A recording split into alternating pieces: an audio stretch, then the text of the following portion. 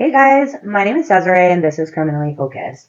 Whether you're new to my channel or you're a returning OG, thank you so much for clicking on this video. I truly appreciate your support. So there's a lot to discuss in today's video, which is going to be part 3 in our Smiley Face Murder series. So I thought I would do a quicker than usual intro and just jump right into it. But before I do that, I do just want to make a quick apology that a lot of my videos are kind of popping up sporadically on my channel right now. This is kind of something I'm doing on the side, along with having a full-time job and being a single mom. So I guess until my channel grows or I have more time to do this full-time, try to just hang in there with me. Sometimes things get a little busy, but I never want to rush a video just to kind of get it out on my channel for you guys. I do want to make sure I'm getting the facts right and that I'm doing the victims justice. And sometimes I guess, that takes time. Today's video centers around Christopher Jenkins, who went missing after going out with friends in Minneapolis on Halloween night in 2002. His body would eventually be recovered 4 months later in the Mississippi River. Unlike other cases that we've talked about, such as Patrick McNeil, who we talked about in our previous video, Chris's death was eventually ruled a homicide. There were also reports from others in the same area that Chris had disappeared who had experienced possibly being drugged and almost abducted just weeks prior to Chris's homicide, as well as a jailhouse confession and a gang of bikers known as the Dealers of Death, who many people believe are involved. That being said, over 20 years later, there have still been no arrests made, and the investigation kind of seems to be at a standstill. But if there's a confession, why was it ignored? And despite this confession, why do some still believe that Chris's death is connected to the Smiley Face murders? I almost forgot to do my little legal disclaimer. So, as you know, this video is my opinion, and it's my opinion only. I get this information publicly. It's available online, so please always do your own research to form your own opinion. I have linked all of my sources in the description box below, so please do check that out. And any video that is in this, that is featured, any clips, those videos will also be linked in the description below, and I do recommend that you check out the full video. Oh, please always be kind in the comment section. We're online, guys. Don't be trolls. Get a life if you want to be a troll. Just be kind to people. There's no need to spread hate. There's enough in the world. And don't forget to hit that like and subscribe button. It's a free way to help your girl out. We've got a lot to talk about. So grab your coffee or whatever you're drinking or smoking, and let's get right into it.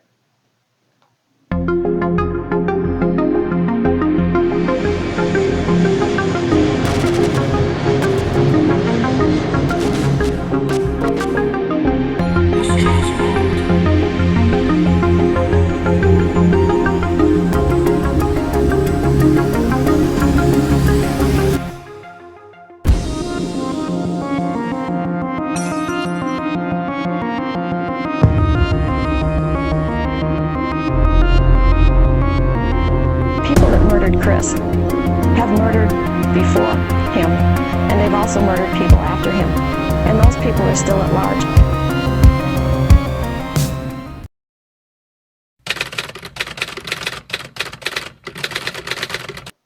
Christopher Jenkins grew up in Eden Prairie, Minnesota, where he lived with his parents, Jan and Steve, and his sister, Sarah.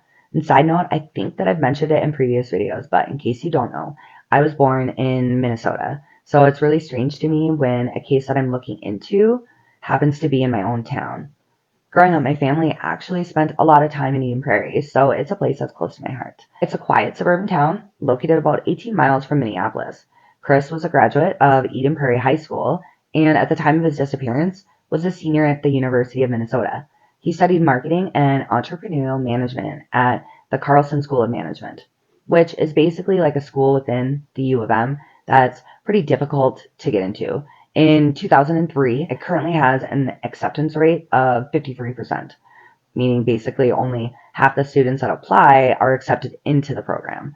So I just kind of thought this showed, his dedication to his academics. As he was a senior, he had multiple job interviews lined up, and he was, looking forward to life after college. He had a GPA of 3.7, so he excelled in his academics. However, he also had a bright social life surrounded by people that loved him. Sorry if you hear my cat. What are you doing? While at the University of Minnesota, Chris was the two-time captain of the lacrosse team, and he played the position of goalie. According to those closest to him, he was considered to be easygoing, funny, and just all around a fun guy to be with. His parents described him as funny, smart, and athletic, saying that he had a zest for life and a strong faith. Chris's mom said they were most proud of his laughter and love and just his all around concern for the people that surrounded him, people in his life. On October 31st, 2002, as the pumpkins shine brightly throughout Minneapolis, the bright, beautiful light that was Christopher Jenkins would tragically be blown out forever. On a night that, in America at least, neighborhoods are lined with kids trick-or-treating, people are enjoying costume parties and zombie crawls at the bars. Christopher's plans for the evening would go terribly wrong. That night, Chris and his girlfriend Ashley had plans to dress up in their costumes and attend a house party with friends. Chris was dressed as a Native American, and his girlfriend was dressed as a sexy police officer. The two reportedly attended the house party with friends around 6 p.m. However, around 10:30, they left and got a ride with a few friends to the bar. They ended up at the Lone Tree Bar, which is located at 528 Hennepin Avenue in Minneapolis, Minnesota. Since this was years ago, the bar has closed, and like many stories that we talk about, the events from the night aren't super clear. What we do know is that Chris was at the bar from about 10:30 until approximately 12:30. Discovery Plus features a show called Breaking Homicide, which, hosted by private investigator Derek Levasseur, looked into this case further. According to the investigation, there was an altercation that took place in the bar that night. However, Chris was really just a bystander. So, reportedly, a man and a woman who were on a date at this bar were approached by a man that they didn't know. This random guy began hitting on the girl, and the guy wasn't happy about it. Trying to be the peacekeeper, I guess Chris approached the group and tried to defuse the situation by telling them, it's Halloween night and just to chill and enjoy the night. Remember this altercation because we're going to talk about it more later, but from witnesses' reports, the guy didn't really appreciate Chris stepping in. But from what Derek Levasseur learned from the witnesses, that's really where the altercation ended. The night continued, and at some point, Chris's girlfriend introduced him to a friend of hers that was working that night as a security guard across the street from the Lone Tree Bar. This was an off-duty Minneapolis police officer named Mike Casey. Something important to note is that the costume that Ashley was wearing as a sexy police officer was borrowed from Mike's actual Minneapolis police uniform. So from the outside looking in, it does seem like they had a pretty solid friendship. Many have wondered why Chris was just meeting Mike for the first time that night. However, remember, we don't really know the entire story. At some point in the night after meeting Mike, Chris reportedly spilled a drink on his lap, and I guess the bartenders thought he was too intoxicated to be served, so the bouncer kicked him out of the bar. However, according to the bouncer inside the Lone Tree Bar that night, Chris was never kicked out and he just left on his own. Well, whatever happened, Chris left in such a rush that he left his cell phone and his wallet behind, and his jacket. Three pretty important things. So if he wasn't kicked out, what made him leave in such a rush?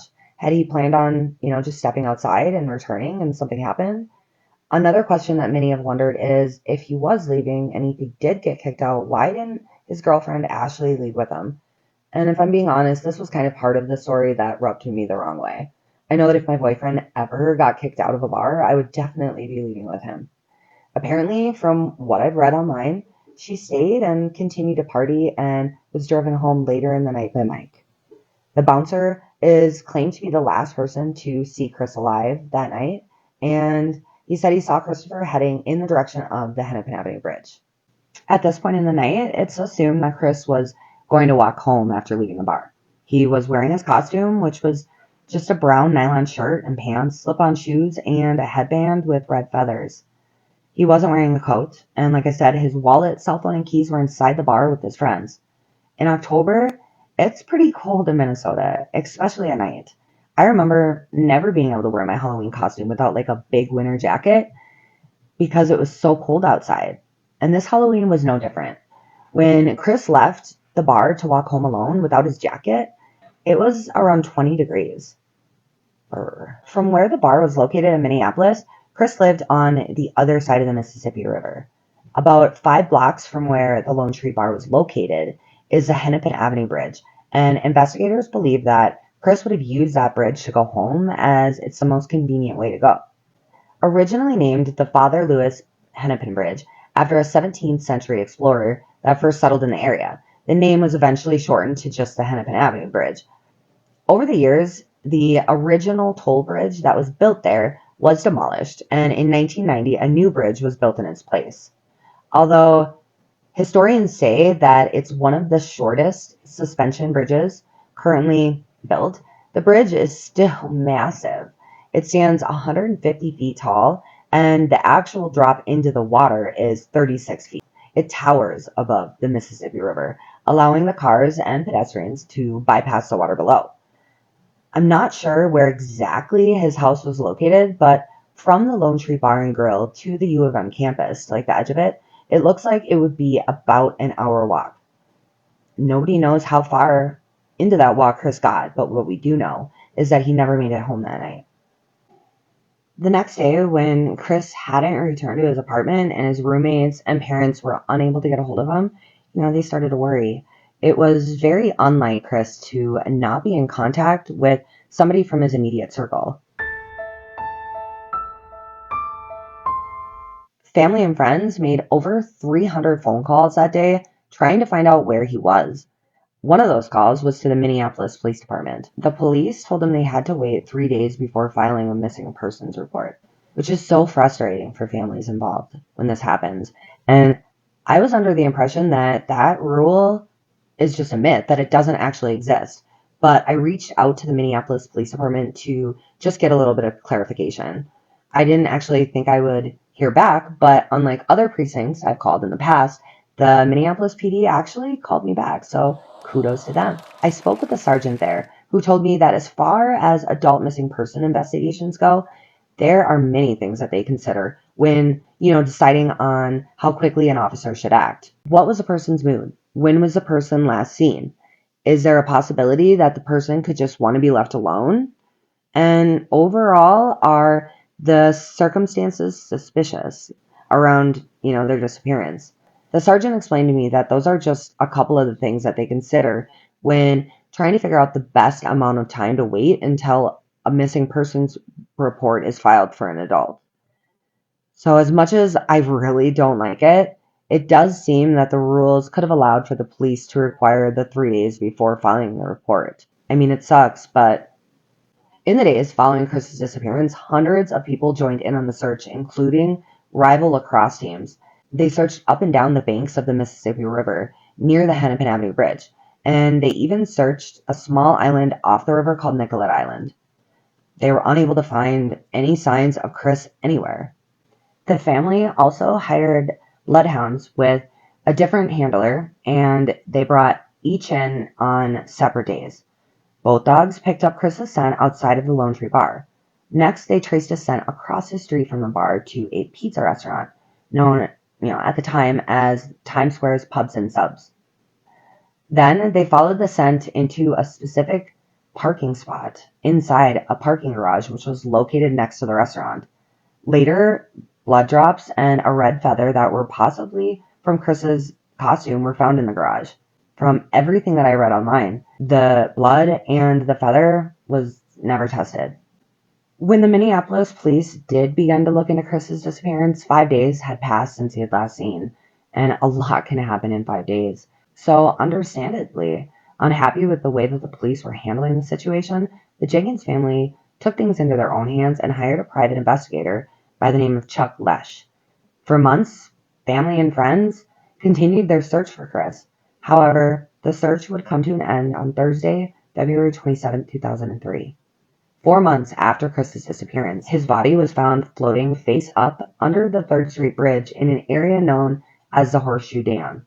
He was about a mile or a quarter of a mile or so from the bar, His body ended up getting caught actually in a tree branch that had fallen into the Mississippi River, and the branch was kind of like caught on the edge of the dam, and so it blocked Chris's body from going over the dam.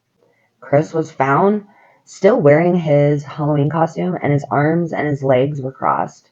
His body was discovered by a woman who walked the same route every morning. She said prior to that morning she hadn't seen Chris. And this is important, and we're going to talk about it more when we talk about the evidence that was found by investigators. In the days following, police actually publicly stated that Chris had died by accident or by purpose by jumping off of the Hennepin Avenue Bridge. However, everyone who knew Chris, as well as the private investigator Chuck Lesh, adamantly disagreed with the things that the police were saying. Chris's parents continued to fight for justice, and they worked with forensic pathologist Dr. Michael Baden and met with global experts in water rescue and recovery, trying to figure out what happened to their son. Finally, on November 17, 2006, the new Minneapolis police chief, Tim Dolan, publicly apologized to the Jenkins family and announced that the coroner had changed the ruling in Chris's death. They were now investigating it as a homicide. Chris's mom said she felt like this was the first day since he disappeared that Chris's voice was heard. Throughout the years, private investigators, forensic pathologists, and medical examiners have looked into this case, uncovering critical pieces of evidence. So now that we know kind of what happened, sort of, let's talk about what was found during the investigation. Remember how the family hired the two different sets of bloodhounds when Chris first went missing? Well, Chuck Lesh kind of rolled with that information and ended up speaking with multiple witnesses who had been in the area that night.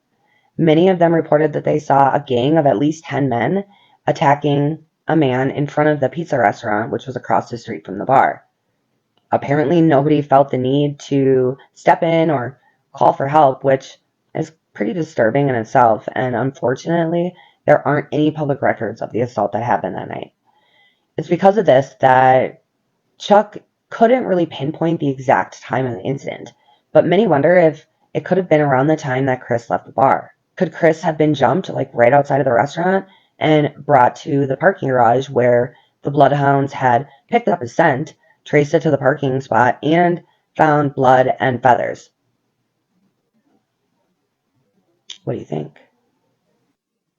The condition of Chris's body also made investigators and many medical professionals come to the conclusion that Chris hadn't fallen from the bridge. According to the autopsy report, Chris's body showed little signs of trauma, and none of his bones had been broken. Could he have fallen from the bridge that night and not gotten injured? Remember, the distance between the bridge and the water would have made that a 36-foot fall. It's many people's opinion that if Chris had fallen, whether willingly or been pushed, you'd expect to see some damage to his body from the fall, and there was none. Chris's slip-on shoes were also still on his feet, and his shirt was still tucked into his pants when he was recovered. You'd expect him to at least have lost one of the shoes. They were loose. If he had fallen 36 feet, wouldn't they have fallen off? Chris's hands were also placed in a way that seems unlikely if he had fallen into the water. His arms were kind of positioned like this, and many speculate that they had to have been placed that way, kind of like a pose, by the killer before being placed in the water. But could he have been holding on to something in the water prior to dying? That's a possibility too, right? What is strange, though, is that in his hands, investigators actually found a chunk of hair which would later be forensically tested and found to be his own. Many believe that this shows like a sign of struggle. Could Chris have been being held under the water and, trying to free himself from something or someone and like pulled out a chunk of his hair? According to Chuck Lesh, the area where Chris's body would eventually be recovered also proves that it didn't come from falling off the Hennepin Avenue Bridge. As I stated earlier, Chris's body was discovered 4 months after he disappeared in an area known as the Horseshoe Dam. This is part of the Mississippi River known as St. Anthony's Falls. It's actually really pretty. It was built in 1876, and the dam runs 3 stories deep, and it spans the entire river. According to Chuck Lesh, the riverbed is almost like a highway due to the currents in the water. So the waters were moving slowly, and the witness who first saw Chris said he wasn't there the day prior. So if he hadn't been there the day prior and had moved about 100 yards or 300 feet within a couple hours that it took police to arrive, this leads investigators to theorize that Chris's point of entry into the water would have had to have been closer than the Hennepin Avenue Bridge. This is something I really got sidetracked on, like days of research. What I found is that the Hennepin Avenue Bridge and the 3rd Street Bridge, which is where Chris's body was found, are approximately 1,435 feet apart. So I'm not sure exactly why Chris's body moving slowly 300 feet would have showed that he would have been placed into the water closer than where he was found. I wonder what the potential is that Chris's body might have been caught in something in the water and somehow had just gotten loose on the day that he was discovered.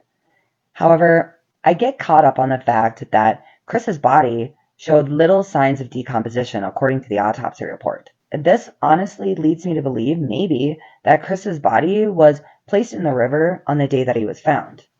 So if the autopsy report said that Chris's body had little decomposition, could this just be attributed to the temperatures in the water slowing the decomposition process? I don't know. I'm not a doctor or a medical examiner, but I would have to imagine if Chris's body froze, so would decomposition.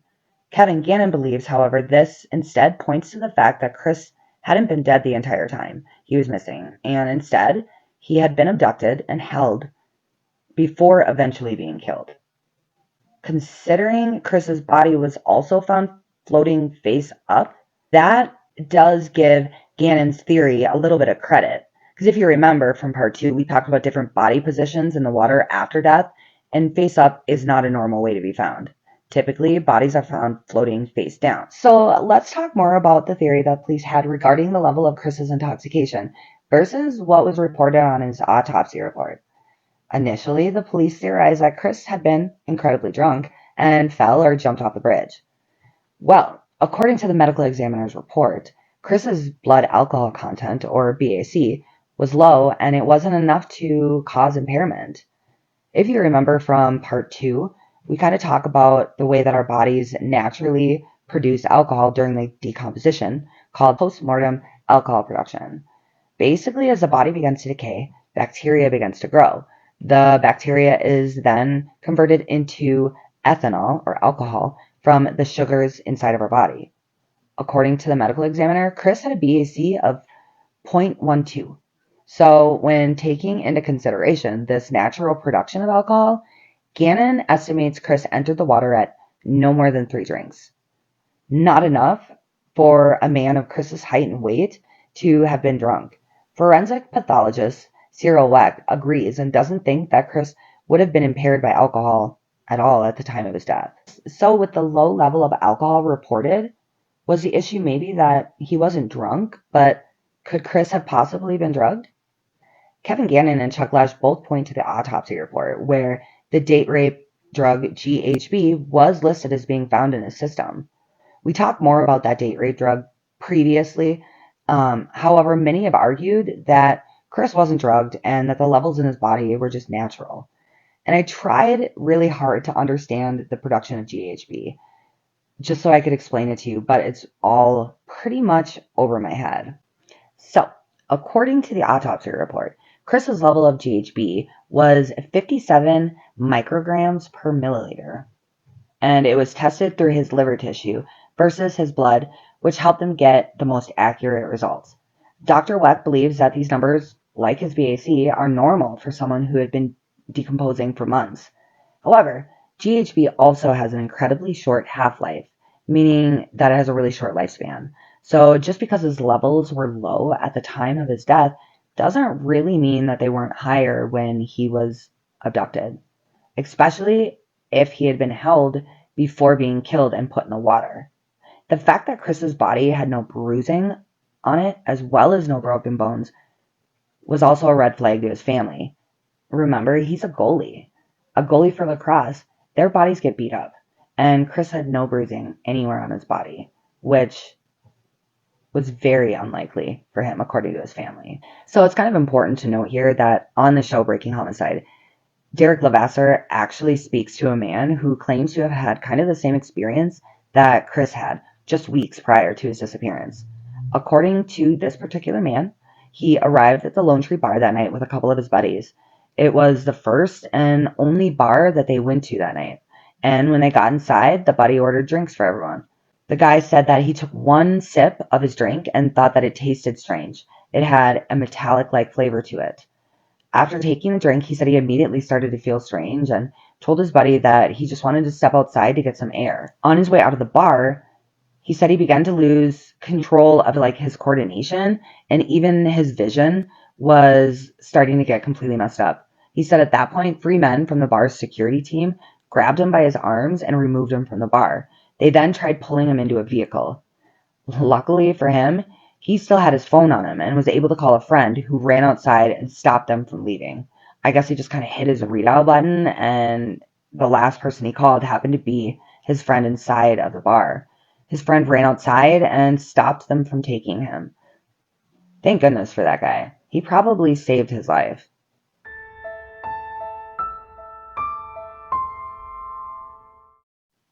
There are many theories about what happened to Chris Jenkins, and the Smiley Face murder theory is just one of them. Could Chris's body have come from Nicollet Island? Well, let's dive into that theory first. Did Chris travel to the island after the bar that night? Well, it turns out that the island was a popular spot to hang out. Under Nicollet Island, there are actually tunnels, or the caves as we called them growing up. If you remember these caves from when we were younger, you'll have to comment below.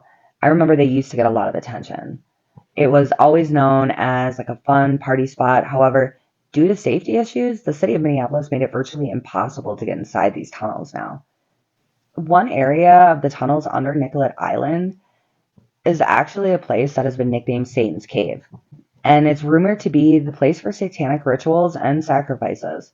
Photographs taken from this part of the cave show over a half a dozen heads that have been carved into the walls of the cave, each intricately created to look like devil faces with their mouths open to allow for a placement of a candle inside the mouth.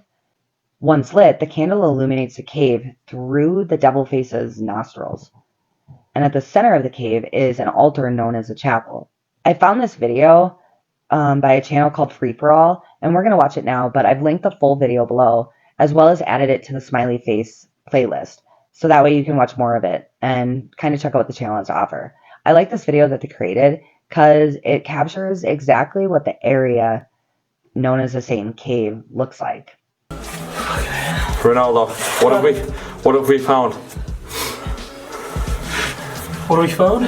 What are you going into? Satan's Cave right here. Satan's Cave.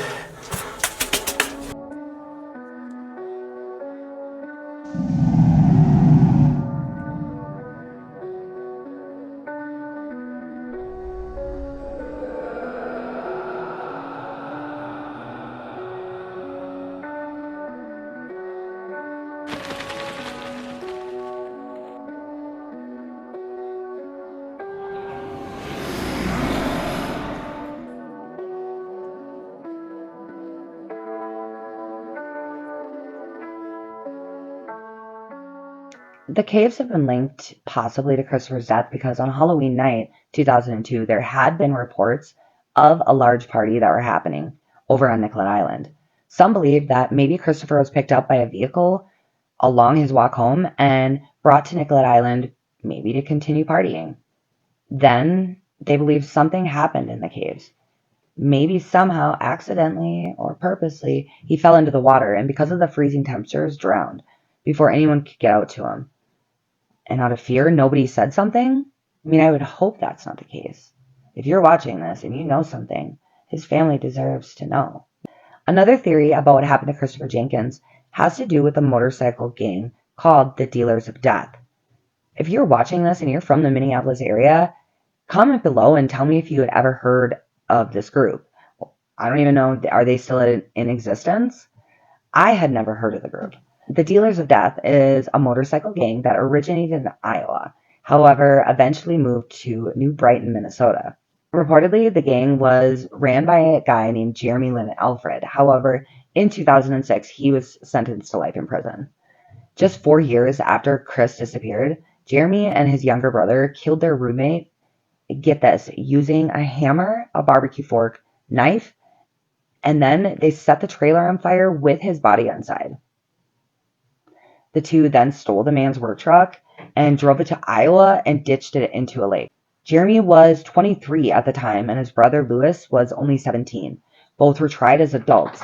Jeremy was convicted of first-degree murder and first-degree arson and sentenced to 99 years to life. His younger brother Louis was convicted of second-degree murder, as well as being accomplice after the fact. He was only sentenced, however, to 30 years in order to pay a restitution for the cost of the trailer that they set on fire. And he's actually set to be released in early 2026. Scary. So needless to say, these brothers were locked up. However, they weren't when Chris was murdered. Many people believe that Jeremy is the person who killed Chris that night. Some actually believe that this gang could be the Smiley Face Killers, due to the strange coincidence that one member of the gang was nicknamed Smiley. Yep, Zmiley. I just thought that was a little bit creepy and kind of weirdly coincidental, if you believe in coincidences. So jumping back into the theory of what happened to Chris that night, the theory that this group of bikers, the dealers of death, is somehow responsible for Chris's murder is one of the main theories circulating online. Could this group of bikers have been inside the Lone Tree Bar the night that Chris disappeared? Well, according to one of the bouncers that night, Jeremy and his group of followers were regulars at the Lone Tree Bar, and the group was there the night that Chris went missing. Remember that altercation that I mentioned earlier? Well, could one of the men that he told to just chill and calm down and enjoy the night have been one of the members of this gang? While trying to keep the peace, did Chris unintentionally upset the gang? Possibly. Well, the most convincing piece of evidence, in my opinion, that Jeremy was involved was when years later he actually confessed to Chris's murder. He said that they picked up a man on Halloween night 2002 who was dressed as an Indian costume. And the rest of the confession really isn't public knowledge. But what is public knowledge is that the police have publicly admitted to getting this confession, but nothing has been done about it. According to the Minneapolis police, despite the confession, as well as Jeremy having inside knowledge of the crime, Christopher's murder remains unsolved. So besides Christopher's age and the fact that he disappeared after going out drinking, I really found no connection to the Smiley Face murder theory. I couldn't find anywhere if there was Smiley Face graffitied where Christopher was thought to have either entered the water or where his body was found. Alright guys, so after going over what happened, the evidence and the theories in the case, what do you think? It's my very unprofessional and personal opinion that Jeremy Alfred and his little group of followers possibly had something to do with it. I think that just because the police haven't pressed charges against Jeremy doesn't mean they won't press charges in the future. Police are going to want to have a solid case against him before they charge him with homicide. Was his brother Louis involved? I don't know. I do think it's scary that the guy's getting out of prison in a couple years, so stay safe, Minnesota. So like I said, leave your comments below and let me know your thoughts. If you haven't hit that like button and the share button, that would be super helpful. And if you're not already subscribed, I would love it if you hit that subscribe button. And hitting that notification bell might prove kind of helpful until my videos start coming more regularly. Until next time, stay safe out there and remember to stay focused. Bye.